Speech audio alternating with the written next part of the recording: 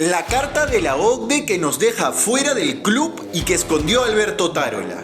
Dina Boluarte pierde por completo el apoyo de los gerentes de las empresas más importantes del país. El Ministerio de Vivienda retrocede en el tarifazo del agua y el fracaso en la inscripción electoral de Lo Justo. Empieza la contra.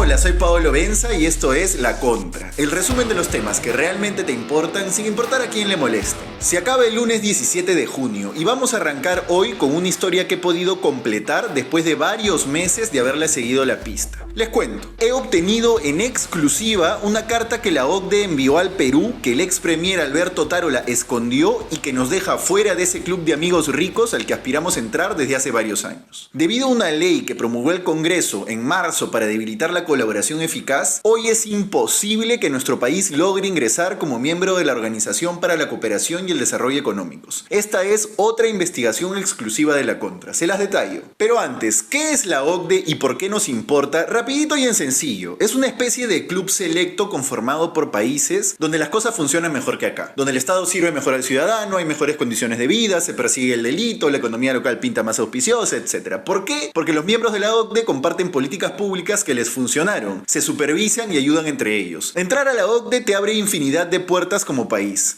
especialmente para atraer inversión, porque se supone que ya eres un país confiable, del que los empresarios se pueden fiar, dado que tienes el aval de otras naciones ricas. Pertenecer a ese club es un indicador de tu prosperidad como país. La OCDE hoy tiene 38 miembros plenos, entre los que están Alemania, Finlandia, Canadá, Estados Unidos, Noruega, en fin, todos esos países donde te imaginas que tendrías una vida más tranquila. Chile, el país más productivo de este lado del mundo, logró entrar en 2010, y Colombia fue admitido en 2020. Nosotros, el milagro peruano, el boom de este milenio, tenemos el largo anhelo de entrar desde hace tiempo. Al menos esa ha sido la retórica durante varios gobiernos. Y en 2022, por fin, la OCDE nos hizo la invitación formal para empezar el proceso de adhesión. Pero lo hemos arruinado. Y lo hemos arruinado específicamente por la corrupción y la crisis política. Ahora sí, vamos con las pepas. He obtenido, tras una paciente investigación de 3 meses, una carta que es demoledora y que se había mantenido bajo 7 llaves hasta hoy. Fue enviada al entonces primer ministro Alberto Otárola el 13 de octubre del año pasado. La firma Danielle Gudrian, la presidenta del Comité Anticohecho de la OCDE. El grupo de trabajo tiene un nombre más largo, pero para efectos prácticos aquí lo llamaremos así, como le llaman los entendidos en la materia, Comité Anticohecho. La carta dice que los países miembros del Comité Anticohecho se han reunido para hablar de lo que estaba pasando en nuestro país y que han llegado a la conclusión de que el Perú tiene que atender una serie de temas antes de poder tener una verdadera chance de entrar a la OCDE. Literalmente dice, hemos identificado varios temas que esperamos que el Perú atienda con prioridad. El Perú tendrá que atender estos temas antes de que este grupo de trabajo pueda dar una opinión favorable sobre su voluntad y habilidad para implementar los instrumentos legales más importantes de la OCDE en torno a este comité. Y también agrega que solo cuando el Perú haya respondido satisfactoriamente a los temas planteados, los miembros del comité podrán hacer una evaluación completa de si Perú puede implementar los instrumentos anticorrupción de la OCDE. En otras palabras, o resuelves estos asuntos que te estoy notificando o no entras, papito. ¿Cuáles eran esos temas que el Comité Anticohecho de la OCDE le encargó al Perú atender? Los listó en el anexo de la carta. Son varios relacionados a la lucha anticorrupción, pero vamos a centrarnos primero en uno que van a ver ahora en pantalla. El anexo dice que el Perú debe asegurarse que el proyecto de ley 565 del 2021 sobre los acuerdos de colaboración eficaz no sea aprobado. Lo dice tal cual. Bueno, ese proyecto terminó convirtiéndose en ley por insistencia del Congreso en marzo de este año. ¿Cuál es? La ley que debilita la colaboración eficaz, poniendo en riesgo a quienes deciden acogerse, obligándolos a proporcionar todos los elementos de corroboración de sus testimonios, ni bien se acogen y acortando sustancialmente los plazos del proceso apenas a algunos meses, tiempo que es imposible cerrar una investigación. Esto destruye un instrumento clave para que los fiscales investiguen y desbaraten esquemas de corrupción, pero también mafias delincuenciales de a pie, como las de los narcotraficantes o los proxenetas. Es un desastre para la lucha contra la inseguridad. Esa ley, que es la 31990, fue promulgada definitivamente el 21 de marzo pasado. En octubre del año pasado, cuando la OCDE mandó la carta, sin embargo, había sido todavía observada por el gobierno de Boluarte. Y ustedes dirán, la observó. Entonces Otárola sí hizo caso a la carta de la OCDE. Pues no. El oficio que Otárola envió, observando la norma, agacha la cabeza en casi todos los cambios. Es más, se esmera en decir que están de acuerdo en casi todos los puntos y señala por qué en cada uno de ellos. Salvo, y ahí por qué se da como como observada la autógrafa en lo que respecta al plazo del proceso de colaboración. La ley lo acorta a un máximo de 8 meses con posibilidad de ampliarlo 4 meses más en casos complejos y 8 meses más para organizaciones criminales, y el gobierno le propuso que sean 36 meses sin posibilidad de ampliarlo ni un día más. Bueno, con eso el gobierno de Otárola se zurró en las opiniones técnicas que le enviaron la Procuraduría y la Fiscalía, sí, porque hasta la Fiscalía de Patricia Benavides criticó la norma, que les iba a ser sumamente difícil la labor a los fiscales. Se critican otros puntos, como que se tenga que grabar en video el testimonio del colaborador, lo que lo pone en grave riesgo de filtración, o que se le obliga a proporcionar todas las vías de corroboración de su testimonio ni bien lo dé, lo que es ilógico, porque para eso está el tiempo de corroboración. Eso en la práctica hace muy difícil que alguien sea colaborador eficaz. El equipo de Otárola se zurró en todas esas opiniones técnicas y solo observó el tema del plazo, casi que por cumplir. Bueno, ahora otra pepa. ¿Saben quién revisó la autógrafa para observarla? No lo hicieron los funcionarios que siempre revisan las autógrafas, los técnicos, no. Otárola se lo derivó a una asesora suya, una abogada con la que había trabajado antes en la defensa de acusados por el caso Lavallato, Marlene Espinosa Goyena. Sí, señores, una abogada que antes de ser asesora de Otárola en PCM había defendido implicados en casos Lavallato, determinó las observaciones a la ley que debilitó la colaboración eficaz. Un conflicto de intereses evidente. Pueden ver en pantalla los proveídos que evidencian que la autógrafa fue a parar al escritorio de Espinosa Goyena. Ella ha sido abogada de Marco Torres Aliaga, ex tesorero del Partido Nacionalista, involucrado en el proceso de los Humala. El propio Otárola ha sido abogado de Ollanta Humala. Y el hermano de Marlene, Julio Espinosa Goyena, también ha sido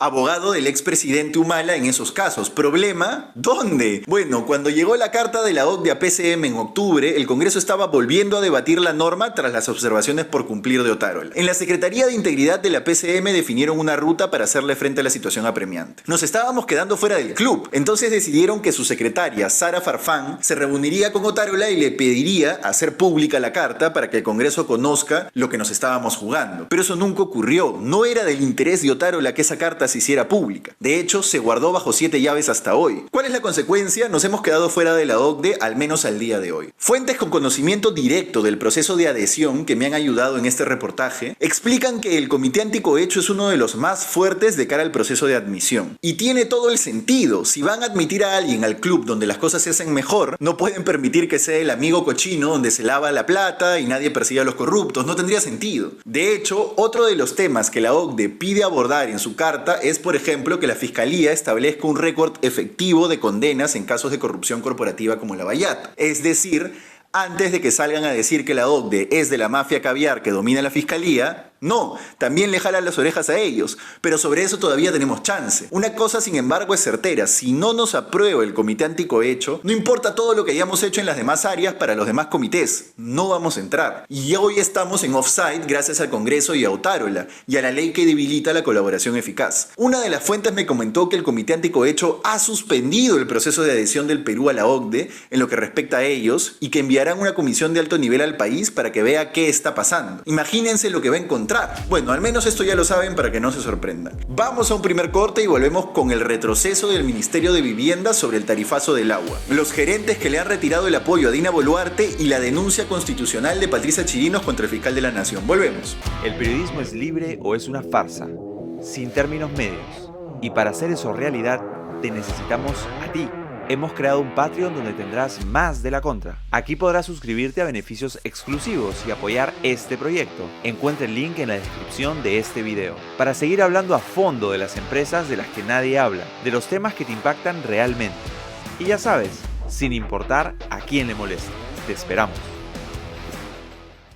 Regresamos con La Contra, el resumen de los temas que realmente te importan sin importar a quién le moleste. Recuerda que puedes proponernos investigaciones, comentarnos tus puntos de vista sobre las nuestras o simplemente ponerte en contacto directo con nosotros suscribiéndote a nuestro Patreon en el link de la descripción. O también puedes apoyarnos por Yape al QR que está en pantalla. Titulares. 1. Se desploma el respaldo de los gerentes generales de las principales empresas del país al gobierno de Dina Boluarte. La relación entre los empresarios y el ejecutivo se ha roto del 2023 al 2024. Las cifras no admiten duda. Son de la encuesta hecha a los gerentes generales de las 2.500 empresas más grandes del país por Ipsos para la revista Semana Económica. Y muestran un panorama que yo creería que esto sí ha puesto los pelos de punta en Palacio. Veamos los números. El porcentaje de gerentes que aprueba el gobierno de Boluarte se ha desmoronado escalonado hasta 12% este año, desde el 71% que marcó en la misma encuesta el año pasado. Y la desaprobación ha trepado a 87% desde el 29%. Algo así como que los gerentes han llegado tarde a la tendencia que ya marcaban las encuestas de toda la población. Parece que ya nadie, efectivamente nadie más que los sobones de sus ministros quiere a la señora. Esto no es moco de pavo. El poder empresarial en el Perú es uno de los más silenciosos, pero uno de los más sólidos. A veces podría parecer que los empresarios pierden algunas batallas, sobre todo contra nuestros alaracosos políticos, pero eso es apenas en el corto plazo. En el largo plazo siempre ganan. Los grupos empresariales duran más que los gobiernos, dice una frase popular entre las familias más ricas de este país. Y es una verdad casi absoluta. Sin el respaldo del gran capital, Boluarte queda aislada a merced de que algún pequeño movimiento del tablero político rompa el equilibrio precario en el que estamos viviendo, donde la presidenta ha aceptado que es rehén del Congreso. Pero el Congreso no es una persona, es un ente conformado por 130 tipos con ambiciones particulares. Hasta ahora Boluarte tenía certeza de que al menos las empresas la sostenían también en la silla, pero lo harán todavía siendo que ya no la aprueban. Toca ver, pero sí es cierto que, a su vez, apenas 4% de los gerentes dice sentirse optimista o muy optimista de cara a lo que podría venirse tras unas nuevas elecciones. La gran mayoría, el 46%, tiene un ánimo conservador que implica que esperarán cautelosos un resultado mediocre. Y la segunda mayoría, 44%, es pesimista y piensa que ganará un candidato antiempresa. Pero el caso es que esas elecciones igual se van a dar.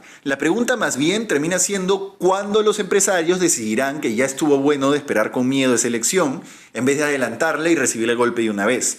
Entonces, ahí sí se le acaban los días en Palacio a Boluarte y empieza su futura vida llena de juicios, que esté segura de eso. 2. Una buena noticia. El Ministerio de Vivienda retrocede en el tarifazo del agua. Al menos por ahora, ha hecho oficial la decisión de aguantar la publicación del reglamento que iba a disparar los precios del agua potable para los hogares de este país. Así lo ha confirmado la ministra Jania Pérez de Cuéllar en entrevista con Gestión. Dijo que han decidido ampliar el plazo para publicar el reglamento para analizar otros pronunciamientos sobre el tema y que este se publicaría todavía en un par de semanas. Además, Pérez de Cuéllar reconoció que el texto no especifica que el aumento de los precios del agua tiene que ser gradual, lo que indica que añadiría ese apartado. Aún así, pienso que no basta. Como les advertimos en este podcast hace una semana, el Ministerio de Vivienda estaba a punto de publicar entre gallos y medianoche un reglamento que exige recalcular las tarifas que pagamos todos por agua potable. Ese recálculo iba a agregar a la tarifa costos que antes no estaban, como todo el costo de capital o de locos las multas o sanciones que recibieran las empresas públicas que dan el servicio. Le iban a cargar a los peruanos la ineficiencia de las empresas de agua. Y todo esto como el camino fácil para salvarlas de la quiebra, porque el difícil pero adecuado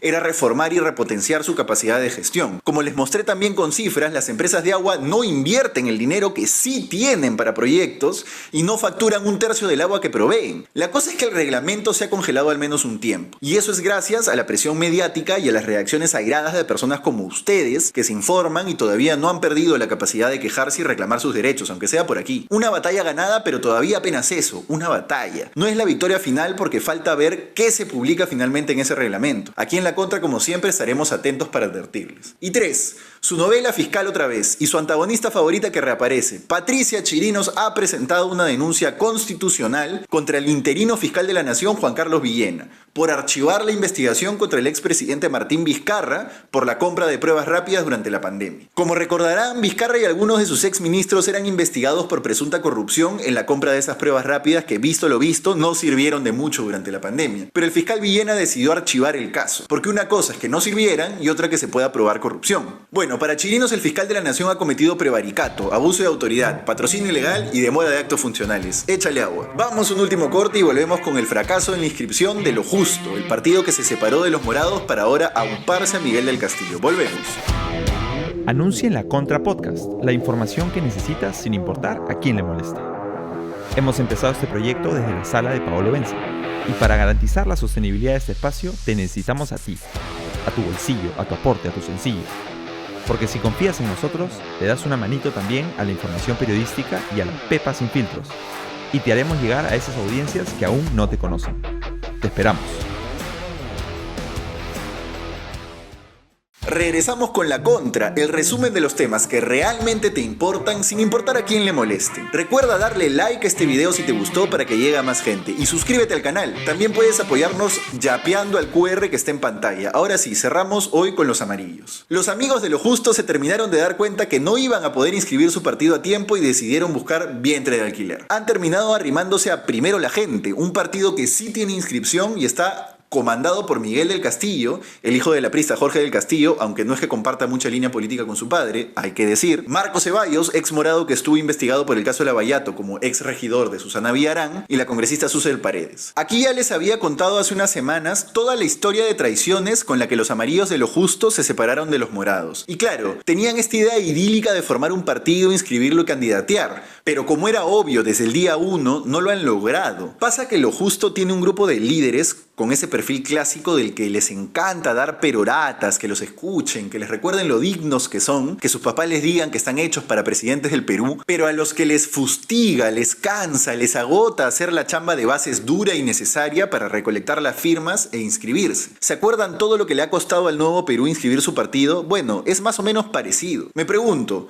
¿cómo es que figuras que han tenido tantas horas de pantalla abierta como Alberto de Belaúnde, Daniel Olivares, Marisol Perestello, etcétera, etcétera, no son capaces de juntar las firmas para inscribir un partido? Digo, arrastre mediático tienen. Pero bueno, se han inventado todo un floro de que las mafias del Congreso están cambiando las reglas electorales y que por eso no cabe seguir intentando inscribirse y que se trata de unir las propuestas del centro y etcétera. Pero la verdad es más sencilla. Han buscado un vientre de alquiler para no quedarse en el aire en las próximas elecciones. Sencillo, no hay tanto que decir. Fuentes del partido me cuentan que las negociaciones para encontrar vientre primero fueron con otros partidos, entre ellos Libertad Popular, de Pedro Cateriano, pero no tuvieron éxito. Es que los de lo justo habrían pedido asientos en las instancias de poder de Libertad Popular y Cateriano es muy señorón para ceder en esas cosas. Al final han encontrado espacio con Del Castillo, Ceballos y Susel Paredes y compañía. En fin, solo para que lo tengan mapeado. La payasada de hoy es este microinformativo, no sé qué es eso, que ha lanzado la presidencia para suplir el hecho de que Dina Boluarte prefiere ver telenovelas turcas toda la tarde que responder a la prensa. Un programa de 2 minutos que reseña la agenda de la señora. Exactamente lo mismo que hacía el otro vocero del que ya nadie se acuerda,